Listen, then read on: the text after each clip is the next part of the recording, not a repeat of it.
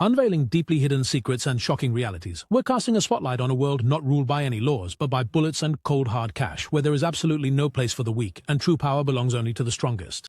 Dark, shadowy issues and secret files that everyone is afraid to even go near, but they are forcefully imposing themselves upon us.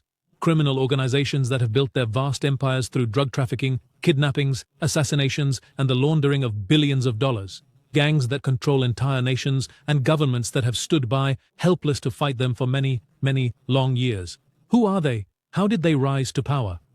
And how were they able to challenge the most powerful governments and intelligence agencies all around the world? In this video, we will unveil the most dangerous and formidable criminal organizations that continue to operate and assert their influence to this very day. Let's begin by discussing the Medellín Cartel, which is widely recognized as one of the most infamous criminal organizations in all of history, and was originally established during the mid-1970s in the country of Colombia under the notorious leadership of Pablo Escobar, who is considered one of the most powerful and influential crime bosses the world has ever known. By the 1980s, this powerful criminal organization had come to control the vast majority of the global cocaine market. At that time, they were directly responsible for more than 80% of all cocaine being exported around the world, and at its absolute peak, the sheer volume of their smuggling operations reached approximately 15 tons every single day. But drug trafficking alone was not the only factor that made them one of the most powerful criminal organizations in the world. Instead, they derived their immense power from their cruel and ruthless leader, known for his infamous motto, Plata o Plomo, which directly translates to take the silver or face the lead, meaning accept the bribe or you will be shot dead. And in this manner, he assisted them at the very height of their power and their complete dominance over the governance of all Colombia. Within the world of the Medellín cartel, there was absolutely no room for neutrality. You either had to comply with their demands or face certain death, for if you were not with them, then you were against them. Escobar was famously known for bribing everyone, from petty local criminals right up to senior government officials. He was widely regarded as a true man of the people, someone who always did good for everyone, and consistently provided assistance to the poor on all occasions. And one day, he won a seat in the Colombian Congress in 1982, where he presented himself as a shrewd businessman. He offered the government to pay off the country's national debt, which amounted to approximately $10 billion, in exchange for them ceasing his pursuit. Unfortunately for him, the government and the DEA had other plans. And in cooperation with the Cali cartel, Escobar's biggest rivals, an operation was carried out to overthrow him. At one point, Escobar decided to surrender to the government in exchange for two conditions. First, that he not be extradited to the United States, and second, that he be allowed to build his own private prison. The prison was not a traditional one, for it had been constructed to feature a nightclub, a sauna, a football pitch, telephones, computers, and even an indoor waterfall. This unique facility was named La Catedral, or the Cathedral. However, after it was discovered that Escobar had brutally murdered two cartel members during his stay there, the authorities then decided to move him to a significantly less opulent prison facility. But he managed to escape just before his official capture, which triggered a massive, wide-ranging manhunt that ultimately culminated in his death on the rooftop of a building. Shortly after Escobar's death, the Medellín cartel, though still operational, found itself significantly weakened. This created a substantial opening for numerous other criminal organizations to challenge its dominance over the lucrative cocaine trade within Colombia. Notably, Mexican drug cartels swiftly began to exploit this power vacuum, strategically expanding their influence across the international drug trafficking networks. Now, let's move on to the Ndrangheta crime syndicate. The Ndrangheta mafia is widely regarded as one of the oldest and most dangerous criminal organizations in Italy, with its origins tracing back to the 18th century. Many historians widely believe that this criminal organization emerged in the region of Calabria as a direct result of the severe poverty and oppression endured by the Italian people, drawing upon the experience of the Sicilian mafia, famously known as La Cosa Nostra. Throughout the years, Ndrangheta's operations have not been confined solely to conventional criminal activities, but rather broadened their scope to encompass money laundering, extortion, human trafficking, the illicit trade of weaponry, and even the manipulation of public sector contracts, all of which granted them profound economic and political leverage, both domestically within Italy and internationally beyond its borders. Astonishingly, this mafia's influence reached official political circles, with prominent figures involved in their cooperation. One of the most prominent individuals among these figures is the former Italian parliament member Giancarlo Pitelli. who received a prison sentence of 11 years in 2023 following his conviction for acting as an intermediary on behalf of the organization.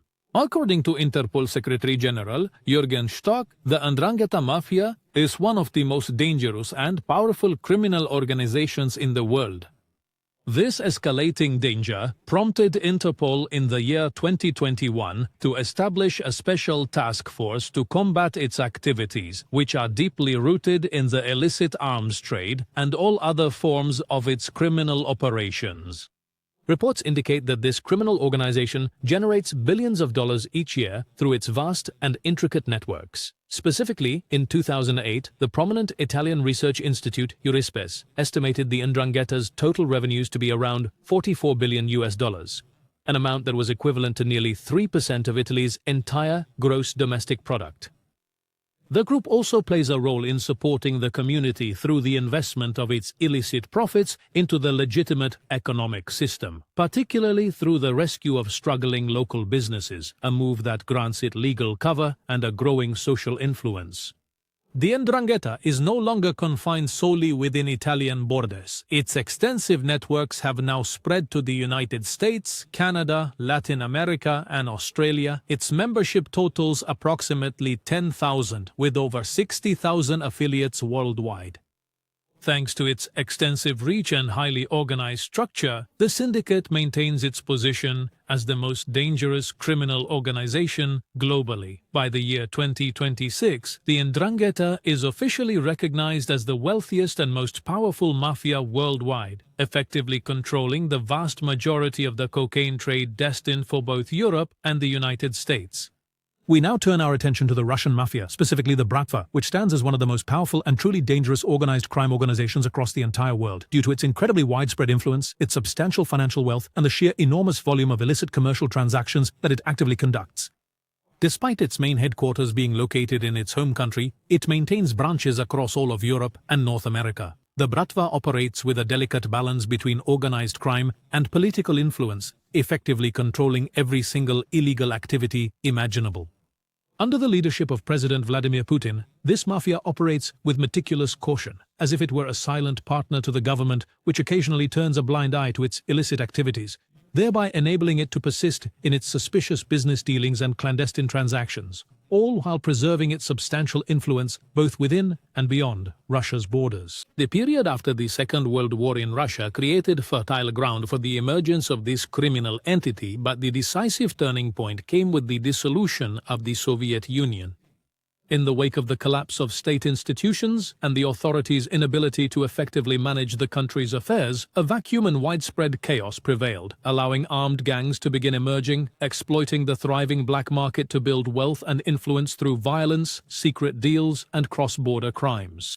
By the 1990s, the Russian mafia's influence had risen to an unprecedented level, reaching the very top of the FBI's threat list. According to statements by Louis Freeh, who served as FBI director between 1993 and in 2001, he explicitly stated that the organization known as the Russian Mafia was, at that time, perceived as the paramount threat to the national security of the United States. And from that time, right up to this very day, the Russian Mafia continues to be classified as the largest and most powerful criminal organization in the entire world, the most dangerous and truly terrifying. It is comprised of approximately 6,000 criminal groups spread out across the globe, actively involved in numerous types of illicit activities. Among them are human trafficking and extortion and drug smuggling and organized robberies and arms dealing and contract killings of major figures and financial crimes and even involvement in terrorism. It was also known for its ability to manipulate government and impose its will by force, as well as its involvement in numerous massive money laundering cases across the continent. The number of those belonging to the Russian Bratva networks is estimated at more than 500,000 individuals, distributed across over 50 nations globally. This organization is widely regarded as a painful thorn in the side of the countries where it actively operates. Despite the continuous efforts made to uproot it, all past attempts to completely eliminate this organization have, through experience, proven to be unsuccessful.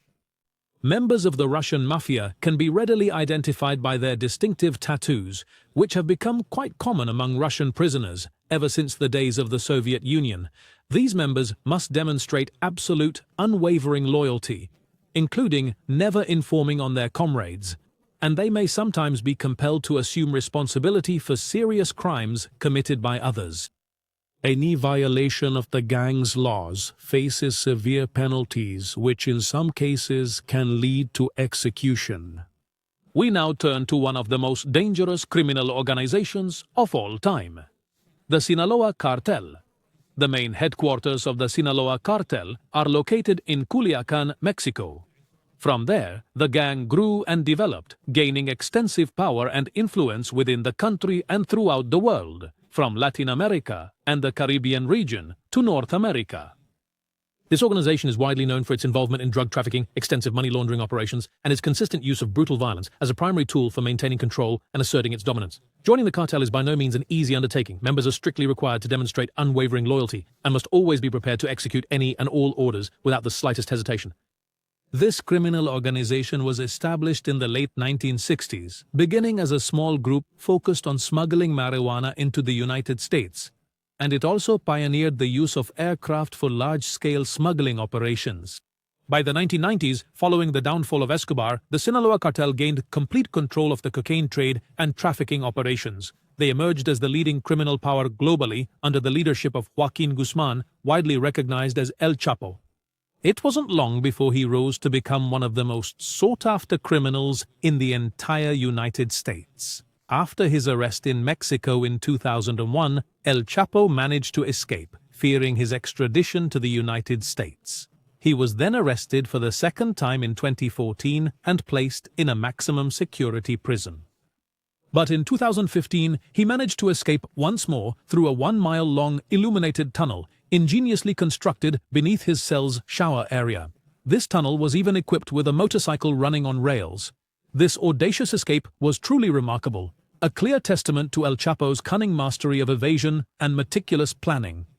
Following extensive joint efforts by local law enforcement agencies, the military, and even the elite special forces of the Mexican Navy, El Chapo was once again apprehended in 2016 and subsequently extradited to the United States in 2017, where he is currently held within a brand-new, high-security prison facility and has since been sentenced to life imprisonment. Following this, the leadership of the Sinaloa cartel was transferred to El Chapo's 4 sons, who are collectively known as Los Chapitos.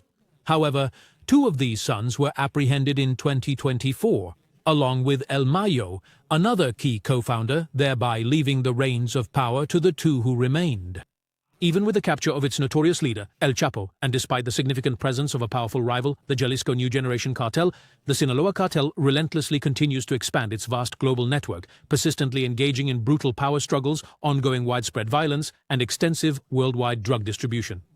Even today, the Sinaloa cartel is widely regarded as one of the most powerful and dangerous criminal organizations in the entire world, maintaining a prominent position on lists of the most brutal and influential gangs across the globe. Now, we pull back the curtain on the Japanese Yakuza, an infamous criminal organization that exerts its absolute control over Japan with an unyielding iron fist. The Yakuza's sphere of influence was not limited to Japan itself, but extended significantly to various Western nations, most notably the United States of America. As for the Yakuza's origin, it remains surrounded by much mystery and is hard to define precisely. However, most historians tend to believe that its origins can be traced back to the 17th century, where it emerged from the ranks of samurai warriors, specifically those known as ronin, who transformed into highwaymen and outlaws, dedicating themselves to defending the common people against the abuses of lawless aristocrats, making it one of the most ancient criminal organizations that continues to operate actively even in the present day. Despite their extensive criminal history, the Yakuza have successfully managed to find numerous ways to generate income through activities such as gambling, extortion, smuggling, prostitution, drug trafficking, individual fraud, political maneuvering, and other illicit schemes. The Yakuza also own many legitimate businesses in and outside Japan, including restaurants, bars, transport companies, talent agencies, and even major factories.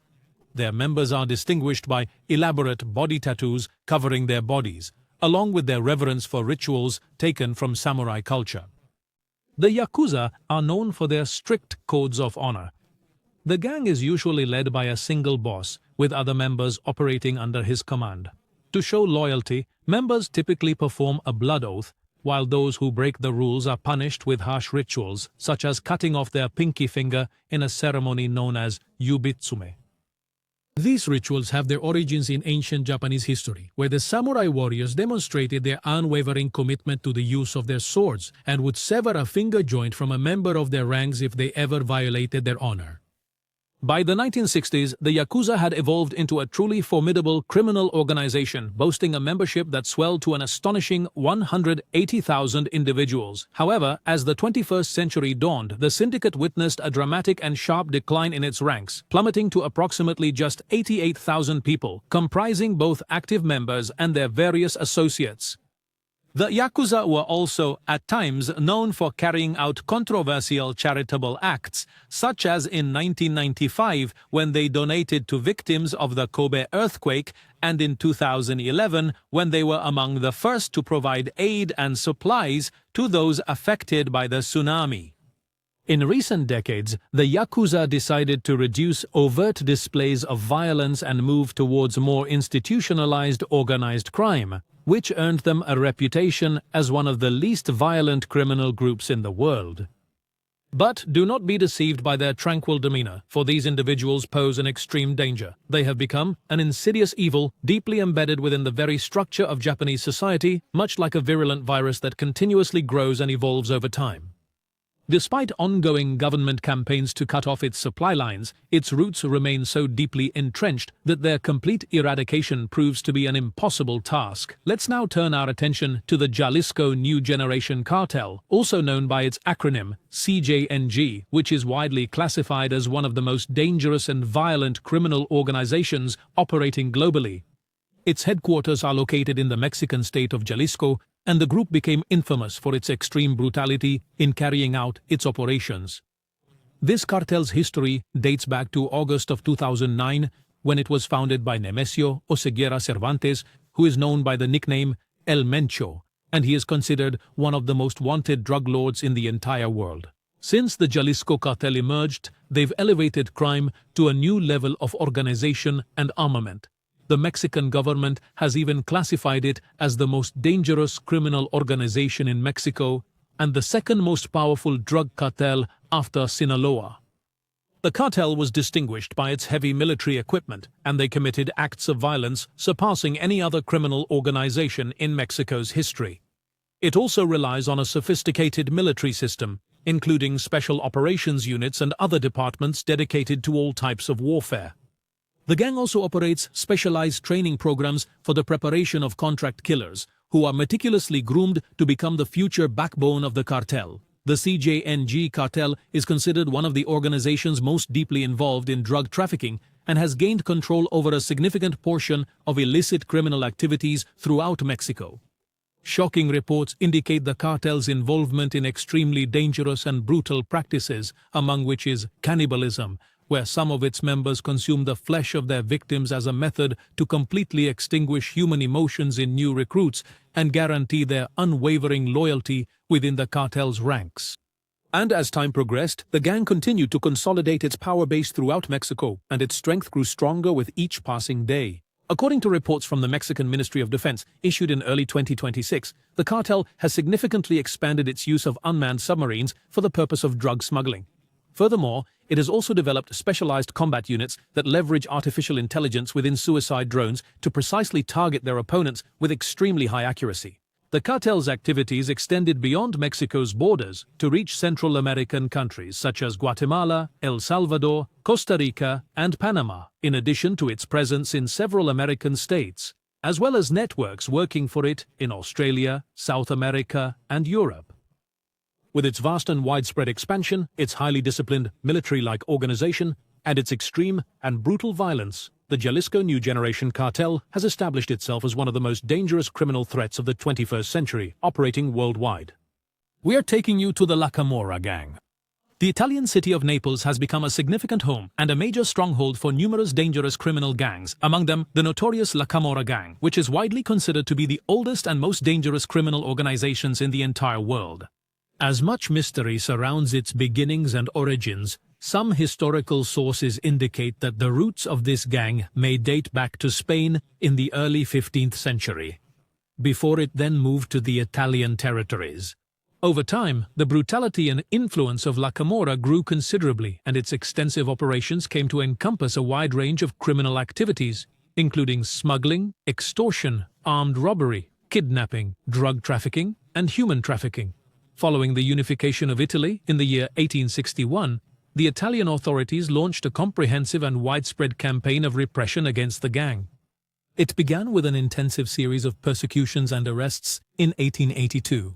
As a direct consequence of these campaigns, La Camorra began to lose a significant portion of its power and influence. In a desperate attempt to maintain its very existence, the gang then decided to infiltrate its members into the government. But in the Naples elections of 1901, the Camorra suffered a significant blow when its candidates were defeated, which further weakened the gang's influence. However, despite this decline in power during that period, the group managed to endure and successfully reorganize its ranks once again. By the 1980s, the gang had once again risen to prominence, capitalizing on immense profits from the illicit drug trade, which significantly broadened its reach to areas beyond Italy's borders. The Camorra system operates with an organizational structure similar to the traditional Italian mafia. Its membership is estimated at over 10,000 individuals, distributed worldwide, and its powerful influence is still strongly felt in Italy and abroad to this very day. We will now proceed to discuss the 18th Street Gang, which is also widely recognized by the name Barrio 18. The 18th Street Gang is, by definition, a multi-ethnic and transnational criminal organization. It began as a street gang in Los Angeles before transforming into one of the largest criminal organizations in the United States. Its members today are estimated to be between 30,000 and 50,000, spread throughout the United States, Mexico, and Central America. The gang also maintains its extremely close ties and connections with the Mexican mafia, specifically known as La M, and is largely credited for its role in transforming Central America's Northern Triangle region into what is now considered the area with the highest murder rate worldwide. The gang's origins can be traced back to the 1960s, a time when Mexican Americans and various other immigrants sought to become members of the established Latino gangs that were already operating within the city of Los Angeles. However, due to the consistent and repeated rejections they encountered from prominent gangs such as Clanton 14 and several others, these young individuals ultimately chose to come together, forming and establishing their very own criminal organization. With the growing expansion of the 18th Street Gang's influence, they found themselves embroiled in deadly, violent conflicts against many other long-established Latin American gangs. These battles were deadly, and the gang lost a significant number of its members from time to time. This prompted its leadership to make a strategic decision to expand its membership to include various nationalities and ethnicities. As a result, the 18th Street Gang became the very first multi-ethnic and multinational gang in Los Angeles. Today, the gang is comprised of two independent factions, united under the 18th Street banner. Their network is deep and complex, and they are involved in virtually every conceivable illegal criminal activity, from drug trafficking to extortion and organized violence. The gang's influence isn't confined solely to the streets. Their power extends deep within the prisons, where they persistently impose a culture of repression, intimidation, and extreme violence. Furthermore, their influence has transcended the borders of the United States, reaching many countries throughout the world. The 18th Street Gang is currently present in locations such as Australia, Canada, England, Germany, El Salvador, Ecuador, Guatemala, and several other countries. Furthermore, Interpol reports from 2025 indicated that the gang had successfully taken control of the cocaine trafficking market in Europe, coordinating their operations with the Northern Triangle gangs. Regarding the country of El Salvador, despite the extensive and intensive security operations launched by the government against the criminal gang, the gang has started to utilize digital tactics to manage its various cells from outside the nation's borders and to recruit new members through secure, encrypted applications to effectively avoid direct government surveillance. And today, the Interpol organization classifies the 18th Street Gang as one of the most widespread and dangerous criminal organizations worldwide. Then, we turn our attention to the Los Zetas gang, which is considered one of the most dangerous drug cartels in both Mexico and the entire world. This ruthless criminal organization was established in 1997 when 31 members from the elite special forces of the Mexican army defected, choosing to transition from the military battlefield into the realm of organized crime. leveraging the specialized combat skills they had acquired during their service. These defectors formed the core of the Los Zetas gang and began working as hired assassins, personal bodyguards, and drug traffickers for the Gulf Cartel, which was then led by Osiel Cardenas Guillen. Between the years 1997 and 2002, the leadership of the gang was assumed by its original founder, Arturo Guzman de Sena, who was widely known by his alias Z1. However, on the 22nd of November in the year 2002, de Sena was ultimately eliminated by the Mexican army after he had been successfully tracked to a restaurant located within the city of Matamoros. After his death, the group was named in his honor, and his legacy remains deeply intertwined with the history of the Los Zetas cartel. Following de Sena's demise, leadership transitioned to Heriberto Lascano, who was also widely known as El Lasca. Lascano proved to be a strategic genius, successfully extricating Los Zetas from the direct control of the Gulf Cartel, particularly after the significant arrest and subsequent extradition of the cartel's former leader Cardenas. From that moment, the gang established itself as an independent, ruthless organization, and its criminal activities evolved to include drug trafficking, arms dealing, and human trafficking. Their criminal networks stretched deep into Central America, extending all the way to Colombia, with reports indicating their connections in Venezuela, Europe, the United States, and even in certain West African nations. What truly sets Los Zetas apart from other Mexican cartels and gangs is the extremely strict military character of their organization and their operational tactics, a direct legacy they acquired from their former leader who had previously served within the special forces. This profound discipline, combined with their utterly excessive brutality, compelled them to employ extreme violence and widespread intimidation as their primary method for asserting and maintaining their absolute control. And just as it occurred in August of the year 2010, when members of Los Zetas brutally murdered 72 migrants and then cast their bodies into a mass grave.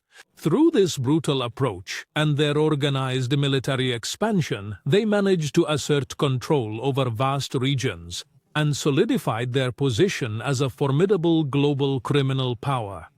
We now turn to the MS-13 gang, also known as Mara Salvatrucha, considered a major international criminal organization. It originated in Los Angeles during the 1980s, quickly transforming into one of the most dangerous and notorious street gangs in the United States. Over time, its influence spread far beyond U.S. borders. The significant impact of these gangs has become clearly apparent within the region known as Central America's Northern Triangle, which includes Guatemala, El Salvador, and Honduras. Due to the relentless activities of MS-13 and various other criminal organizations, they have caused this area to be classified today as one of the most violent places across the entire world.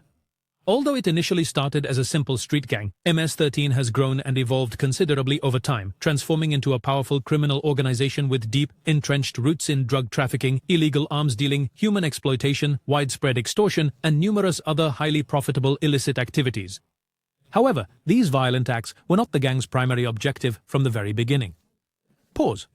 MS-13 was originally established in the 1980s with the purpose of protecting refugees arriving from El Salvador, Guatemala, and Nicaragua, who had fled to the United States to escape the devastating civil wars that had torn their home countries apart.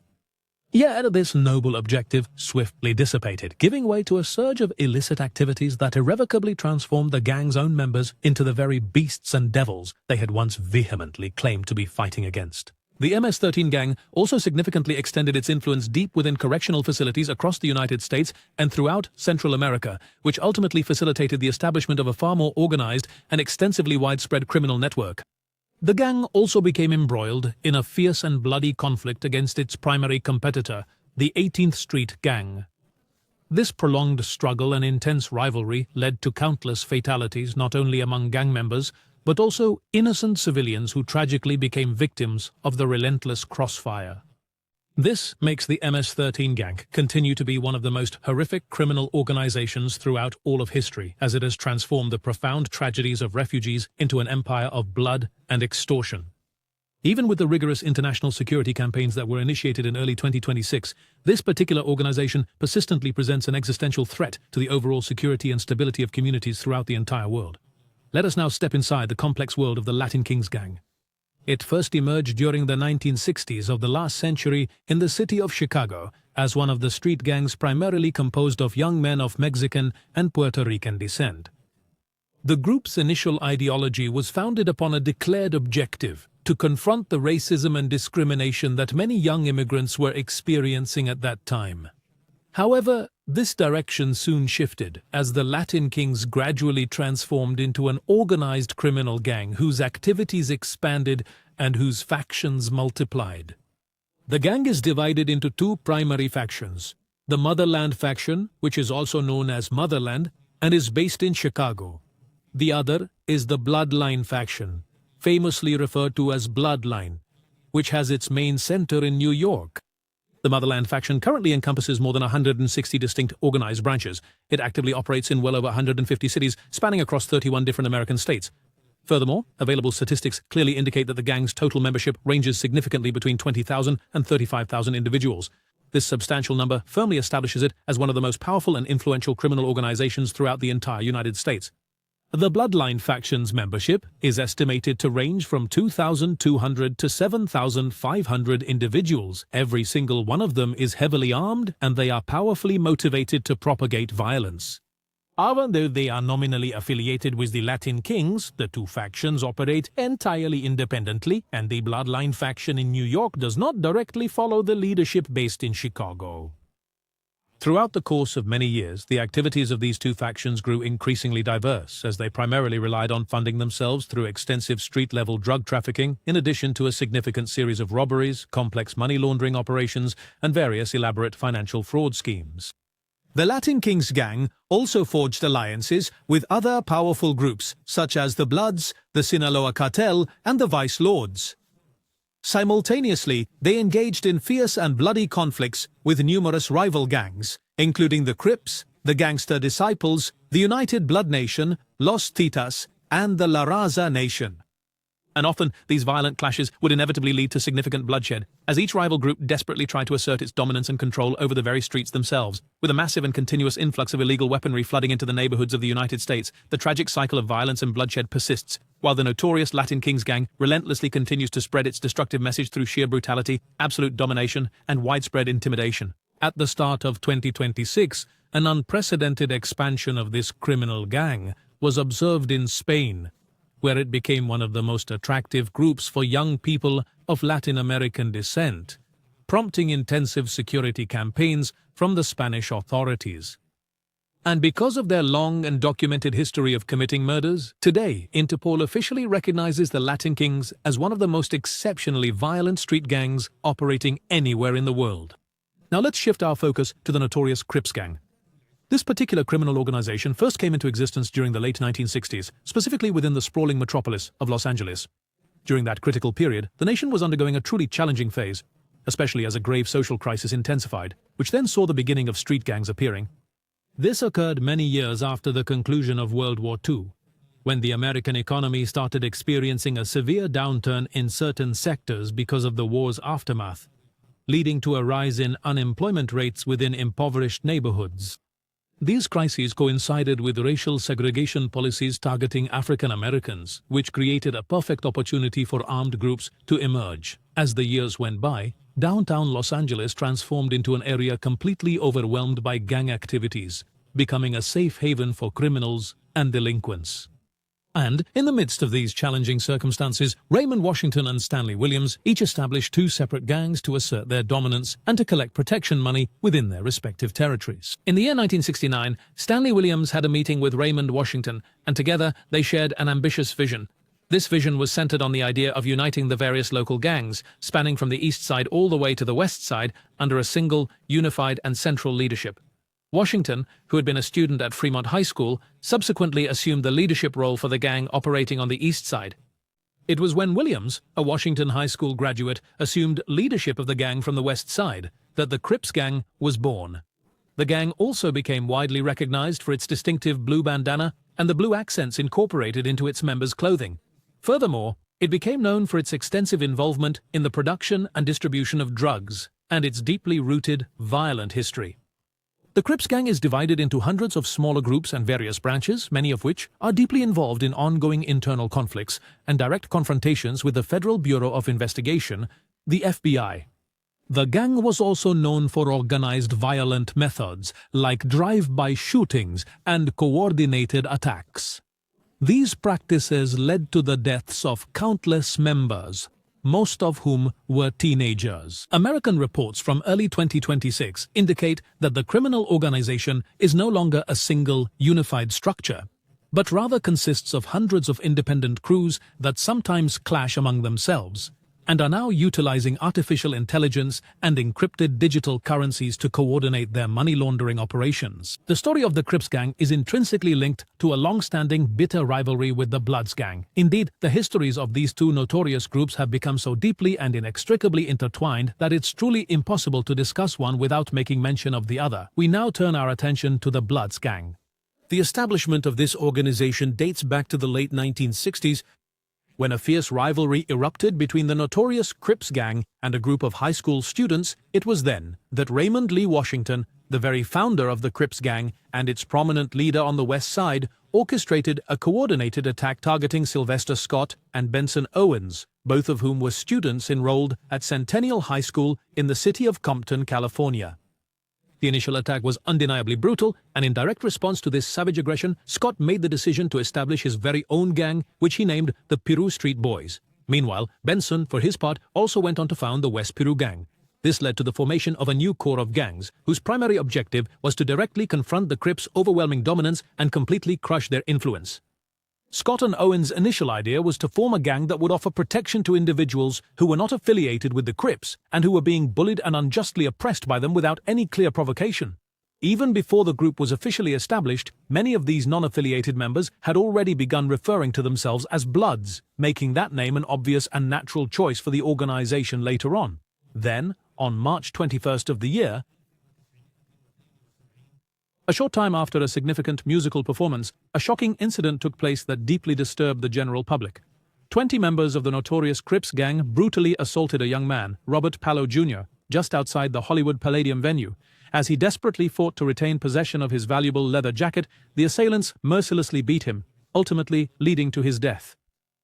This particular incident ignited a substantial media uproar and widespread public discussion, prominently highlighting the alarming escalation of violence occurring within American streets, which in turn significantly boosted public sympathy and galvanized considerable support for the eventual formation of the Bloods. This singular event, coupled with numerous other unprovoked attacks specifically targeting innocent individuals, collectively served to dramatically heighten the already palpable sense of tension. As a result, several gangs who had been frequent victims of the Crips came together to form a unified alliance. Their aim was to establish a power capable of deterring the Crips' armed aggression and stand as a formidable rival force. This marked the official beginning of the Bloods gang.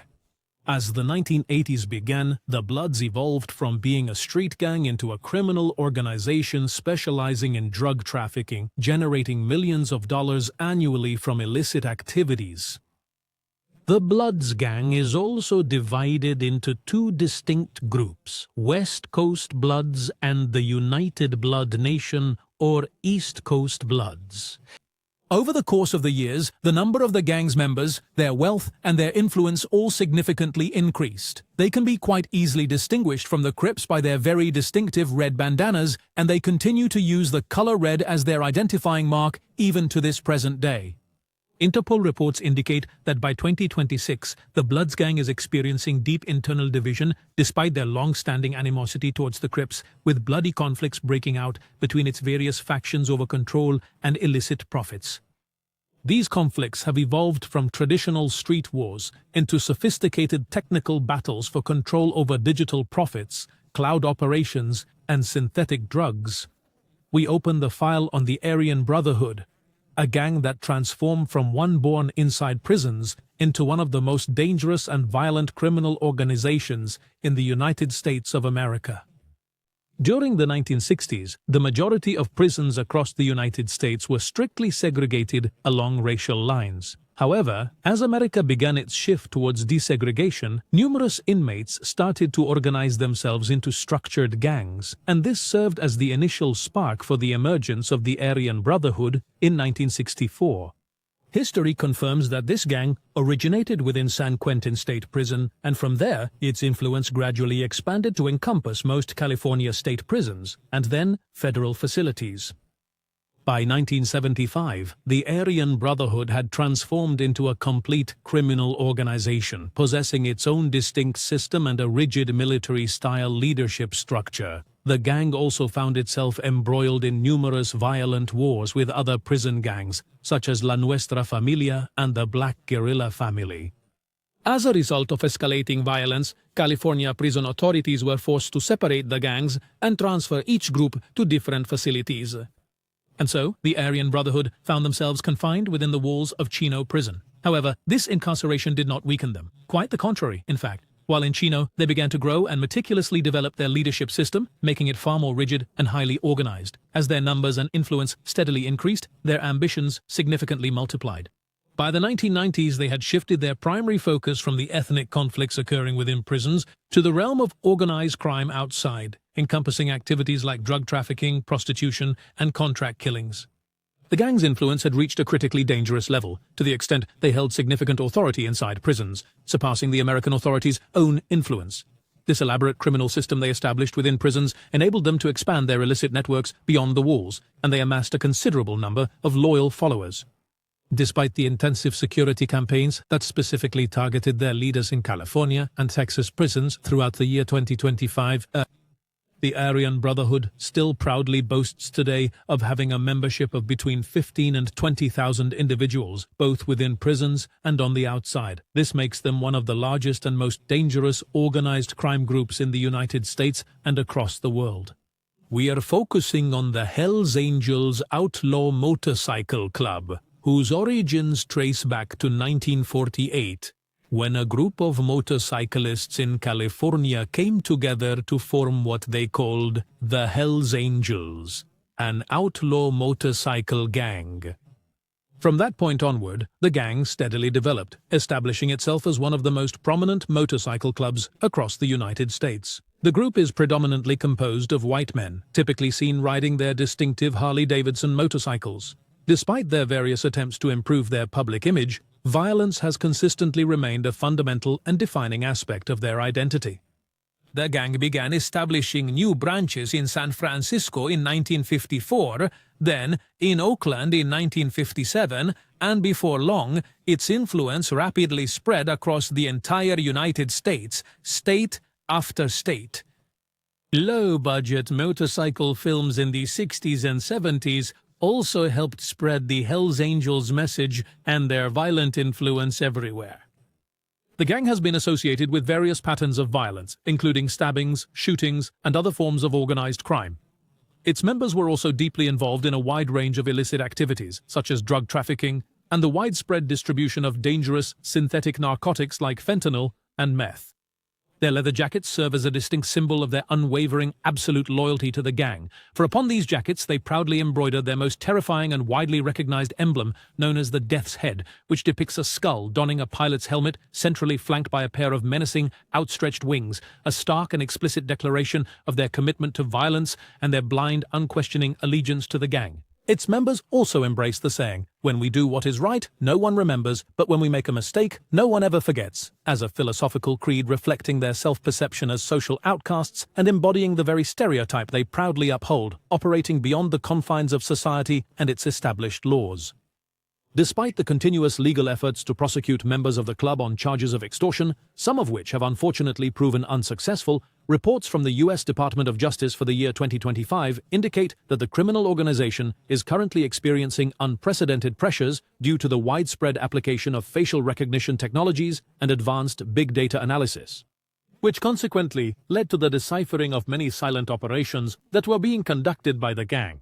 Nevertheless, the Federal Bureau of Investigation continues to this very day to designate the Hells Angels motorcycle gang as one of the most perilous criminal organizations across the entire world. We now turn to the Black Disciples Gang, or Black Disciples, a notorious group deeply entrenched in Chicago's darkest neighborhoods, where criminals operate with complete impunity, and it's recognized as one of the world's largest criminal organizations. It was established in the year 1966 by an individual named David Barksdale, and the organization rapidly expanded to an enormous scale, attracting many young African-American men and recruiting them at a very early age, drawing them into the criminal world from their youth. The gang originally started out as a group of teenagers, where the Black Disciples members gathered together to protect themselves and to confront bullies and attacks from other rival gangs. However, with the passage of time, the Black Disciples evolved into a fully fledged criminal organization, a formidable entity, and became demons feared by everyone. The gang's extensive illicit activities include arms trafficking, human trafficking, armed robbery, kidnapping, money laundering, illegal gambling operations, and all conceivable forms of extortion. The gang has established deep roots within Chicago's vibrant hip-hop culture. Prominent figures such as the influential Chief Keef and the late King Von are widely credited with having carried the torch of the gang's cultural and social representation. Today, the gang is fragmented into well over 300 distinct subgroups, with each individual group typically comprising between 30 and 40 members. As their influence continues to steadily grow and the scope of their illicit activities widens, it has become increasingly challenging for the authorities to effectively limit their overall impact. Their periods of activity were marked by the spread of bloody violence and chaos, which led to them being classified in the year 2025 as one of the most dangerous gangs in the United States and the world, given their extensive record of bloodshed and violence. We are diving deep into the Vice Lord Nation gang, known as one of the most notorious due to its long and brutal history of violence. The roots of this gang can be traced back to the year 1957, when a number of young African-American men who hailed from the North Lawndale neighborhood in Chicago came together while they were detained at the St. Charles Youth Correctional Center, a facility dedicated to juvenile reform, which was headed by the gang's founding member Edwin Bebo Perry. Upon the release of the founding members from incarceration, they immediately commenced disseminating the gang's ideology throughout the city streets, with a particular emphasis on actively recruiting young, impressionable individuals who were living through very similar and challenging life circumstances to their own, which consequently compelled them to fully embrace the gang's identity and become deeply involved in intense conflicts with other established criminal gangs and groups prevalent at that time. By the year 1964, and after less than a full decade since its original establishment, the Vice Lords gang had successfully transformed itself into a truly prominent criminal power, which then began to capture the serious attention of various law enforcement agencies. Its members were widely known for their extensive use of violence, as they became deeply involved in numerous illegal activities, including armed robbery, car theft, serious assaults, murder, inter-gang shootings, and extortion. After that, the gang decided to improve its public image, so they renamed themselves Conservative Vice Lords, a title meaning Conservative Vice Lords, aiming to appear as a reformist organization. Although this step initially received positive welcome and interest, they achieved such significant success that they managed to secure a financial grant amounting to $275,000 from the Rockefeller Foundation in 1970. However, these funds were ultimately utilized to further their illicit criminal activities rather than for their declared objectives. Today, the Vice Lords gang members remain more organized and cohesive, as they tend to engage in complex and relatively non-violent crimes, such as real estate fraud, credit card fraud, and money laundering.